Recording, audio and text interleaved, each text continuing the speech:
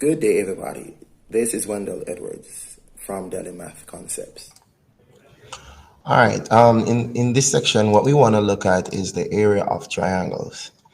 We're going to be looking at an area, a formula that we already, think is the most used one. So times the height, and we're going to divide that by 2, right? So it's the base times the height, and we're dividing that by 2. Base times height, we're dividing that by 2. All right, so that's the formula that we basically use. Um, you know, So the problem is some people wonder what is base and what is height. So this is the main thing of concern. What we want to look at is the fact that the area, the base of, there are many bases. For example, this could be seen as a base. If I'm isolating this as well, this side here could be seen as another base. So this is like base 2. So I could say this is my second base. If I'm looking at this one there, if I'm this one, I'll just say that's base 1, as in this could be base, and I could have a third base of that triangle. I could have base 3. Here, I could have it as a third base right here. This could be another base for my triangle. So what I'm saying is for this one triangle here that I'm going to just highlight, I have 3 bases that I could use. For every base that I have, there is a particular height that is perpendicular to it. For example, if this is the base that I'm using, the height would be coming from this apex here, coming down here. And when it hits this line, I should get a 90 degrees here. So that's like height 1. I could call this H1, all right? Meaning, so I could call this H1, all right? What's the point I'm getting at? The point I'm getting at is this is the base, right? That's actually the height for that base. So base 1 and height 1 goes together. But let me switch the colors a little bit. And let us say I'm using green to detect the height of base 2.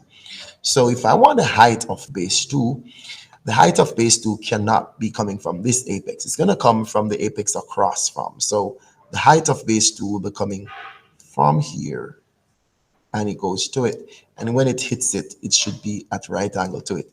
So yeah, forgive me for the drawing, but I'm saying it goes across here. So the height of it is here coming to this base here. And definitely I'll call this height 2, right? So I call that height 2, and I'll put it right there. I just put it there. So definitely that one in green could be the height, is the height for the base here at 2. And I'm going to go, even though it might look a little bit crowded, I'm going to go for a third. I'm going to use yellow. I'm going to go for a third height. So for base 3, all right, the height for the base at 3 will be coming from this apex, and it will go across there. And when it hits that, we're looking at it should be at the right angle to it. All right, right angle to it. That's it. And that will be my height number 3. That's my height number 3. And I'm just going to try to attach it to it. That's my height number 3 right there. So what we're saying, for any given triangle, there are 3 bases that we could use, and each of them would have their relative height. So when we say base times height, depending on the orientation and the information we're given. All right. For example, how do we calculate this? Let us look on this triangle here in blue, this one right here. Let's put some dimension to it. All right. So the point we're making now is that we have a base and a perpendicular height. The formula already is there. The area of the triangle is base times height over 2. So all we're going to do is to carry out these calculations. Therefore, our response is now equal to this. This is equal to the base, which is 5 centimeters times height, which is 12 centimeters, right? And this must be divided by 2, right? So we're splitting this in the half, and then we could just draw our line very quickly. So this is divided by 2 right there. So we have base times height divided by 2. Finally, we're looking at what? We are looking at 60, and this is cm to the second power. I'll write that soon. It's a cm square, right? And this is all over the number 2, right? And then finally, our answer, as you could see, would be equal to 30 cm, and this is definitely to the second power, right? So here we have the area of this triangle, simply using the formula base times height over 2, and there we have gotten that response right there. All right. All right. Let us say that we're focusing on another one up here. All right. All right. So the height is like that. It's not the traditional orientation I use. I'm taking this as the base up here. And then if this is the base, then the height must be perpendicular coming from the apex opposite to that side, which is fine.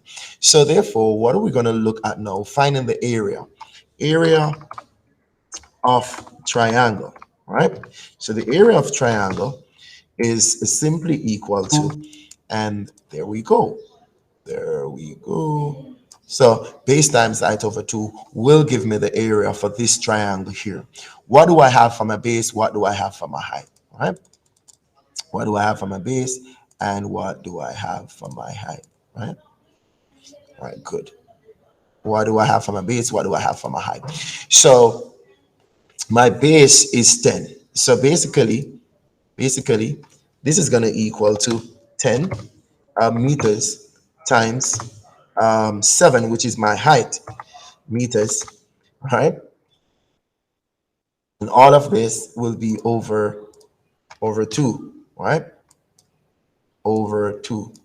Very good. So that's what we have right now, over 2, right? So this is going to be at the end, we're looking at, this is equal to 70 meters to the second power, right?